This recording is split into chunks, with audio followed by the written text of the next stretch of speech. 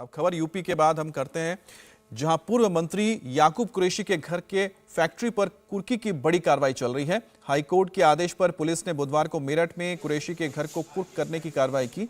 याकूब का ये मकान करोड़ों का बताया जा रहा है और पुलिस ने जब घर का ताला तोड़ा तो घर में खाने पीने के झूठे बर्तन, किचन में रोटियां और डीप फ्रीज में बकरे और भैंस का मीट भी मौजूद था, यानी कि घर में कोई रह रहा था। घर के बाद याकूब और उनके बेटों की फैक्ट्री पर भी कार्रवाई हुई है और कार्रवाई में करीब 100 करोड़ का मीट प्लांट कुर्क किया गया। दरअसल पिछले 31 मार्च को पुलिस ने याकूब कुरैशी की फैक्ट्री पर छापा मारा था, जिसमें सील लगे होने के बावजूद अवैध रूप से मीट प्रोसेसिंग का काम चल रहा था। छापेमारी के दौरान 600 क्विंटल मीट बरामद हुआ था, जो जांच में खाने के लायक नहीं पाया गया था। थाना खरखौदा में मुकदमा अपराध संख्या 131/2022 पंजीकृत हुआ था। याकूब कुरैशी और उनके पुत्रजनों के खिलाफ एक अल फहीम मीटेक्स नाम से एक मीट प्रोसेसिंग जो है यूनिट थी वहाँ पे, तो अवैध तक चल रही थी काफ़ी टाइम से। तो उसमें आज तलाशी कार्रवाई हो रही है और ये जो हम मकान देखने से हम कुर्क कर रहे हैं, जिसकी वर्तमान में कीमत 5 करोड़ के आसपास है। 5 करोड़ टोटल प्रॉपर्टी जो फैक्ट्री कितनी? जो फैक्ट्री हम आज कुर्क करेंगे वो 100 करोड़ से भी ज़्यादा की वैल्यू है। टोटल क्या होगी मकान के फैक्ट्री की? 125 करोड़ से भी ज़्यादा इसकी अनुमान वैल्यू है और आज हम दोनों जो है उनकी प्रॉपर्टी हम कुर्क करेंगे। अब बिहार पुलिस ने पटना के फुलवारी शरीफ से पीएफआई के 2 लोगों को पकड़ा है। अतहर और जलालुद्दीन नाम के ये 2 आरोपी देश विरोधी गतिविधियों में जुटे थे। इनके पास से एक सीक्रेट डॉक्यूमेंट मिला है, जिसका नाम है इंडिया 2047। इस डॉक्यूमेंट में लिखा है कि 2047 तक इंडिया में इस्लामी राज कायम हो जाएगा, यानी कि इस्लामिक स्टेट बनाया जाएगा। इसमें यह भी लिखा है कि पॉपुलर फ्रंट ऑफ इंडिया में अगर 10% मुस्लिम भी जुड़ जाएं तो वो हिंदुओं को घुटने के बल पर ला सकते हैं और मुसलमानों का पुराना जो गौरव है वो वापस आ सकता है। ये दोनों लंबे समय के युवाओं को ट्रेनिंग दे रहे हैं। दरअसल इनका मकसद है कि जिस तरह से मुगलिया सल्तनत होती थी, उसी तरह से भारत में भी एक बार फिर से मुस्लिम सल्तनत कायम की जाए। युवाओं को दूसरे धर्म से नफरत का पाठ पढ़ाया जाता था, उनको चाकू तलवार चलाने की ट्रेनिंग दी जा रही थी। पुलिस के हत्थे चढ़े ये दोनों एक्सट्रीमिस्ट ग्रुप पीएफआई के मेंबर हैं। एक का नाम अतहर परवेज है और दूसरे का नाम मोहम्मद जलालुद्दीन। अतहर और जलालुद्दीन की ये जोड़ी देश में एक खतरनाक साजिश को अंजाम देने में जुटी थी। इनकी साजिश की खबर जब खुफिया एजेंसी के अफसरों को लगी तो उनके पैरों के तले की जमीन खिसक गई।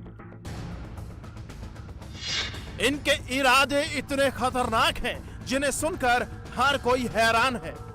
मैं 2 लाइन पढ़ना चाहता हूं जो बहुत ही ऑब्जेक्शनेबल है।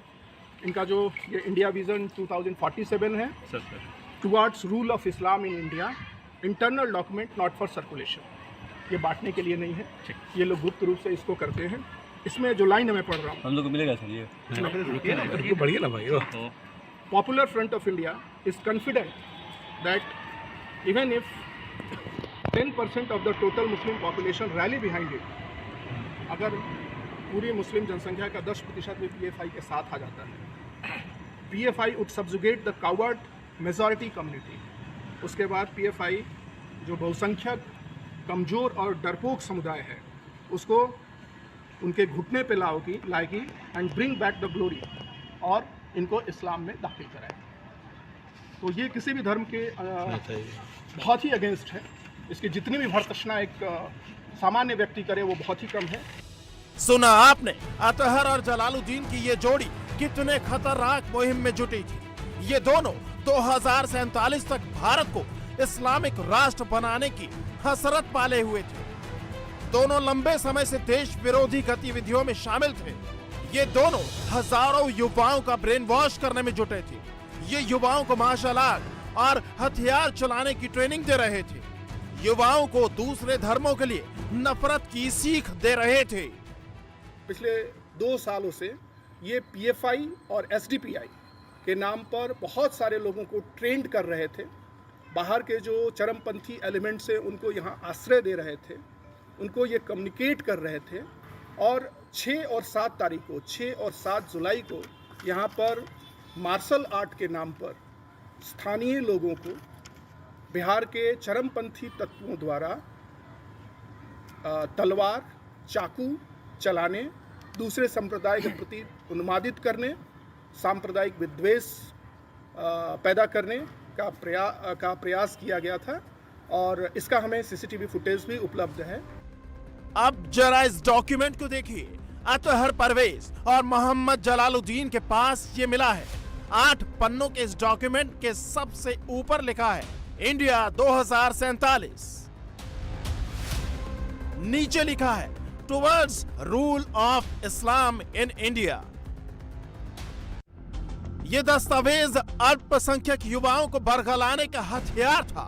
इस दस्तावेज में ऐसी भड़काऊ बातें लिखी गई हैं जिन्हें पढ़कर आपका खून खौल उठेगा। इसमें दूसरे धर्मों के प्रति नफरत का भाव रखने की वकालत की गई है ताकि समाज में धार्मिक उन्माद पैदा हो सके और आतंकवादी इसका फायदा उठा लें। अतहर परवेज सिमी का कार्यकर्ता रह चुका है। इसका छोटा भाई पटना के गांधी मैदान में हुए बम ब्लास्ट का आरोपी है। ये कई आतंकी घटनाओं के आरोपियों का जमानतदार भी रहा है, जबकि मोहम्मद जलालुद्दीन झारखंड पुलिस के दारोगा पद से रिटायर हुआ है। खुफिया सूचना मिली कि फुलवारी शरीफ के नया टोला में मौजूद अहमद पैलेस में अतहर और जलालुद्दीन मिलकर एक संगठन चला रहे हैं। ये लोग पीएफआई और एसडीपीआई के बैनर तले अपने काम को अंजाम दे रहे थे। दोनों किराए के मकान में रहकर छात्रों को मार्शल आर्ट की ट्रेनिंग दे रहे थे, उन्हें हथियार चलाना सिखा रहे थे। धार्मिक उन्माद फैलाने और आतंकी गतिविधियों को अंजाम देने के लिए छात्रों का ब्रेन वॉश किया जा रहा था। पिछले 2 महीने से कई लोग इनसे मिलने फुलवारी शरीफ आए।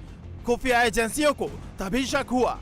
किशोरपुर में नहर के पास अहमद पैलेस में ऊपरी मंजिल पर पिछले 2 महीने से ऐसी एक्टिविटी चल रही है जिसका कोई नाम नहीं है, जिसमें दूसरे राज्यों से लोग आ रहे हैं। जो लोग आ रहे हैं बहुत ही संदेहास्पद आ रहे हैं। इंडिया टीवी हर वक्त हर जगह डाउनलोड करने के लिए सर्च करें India TV news Google play store या ऐप स्टोर पर।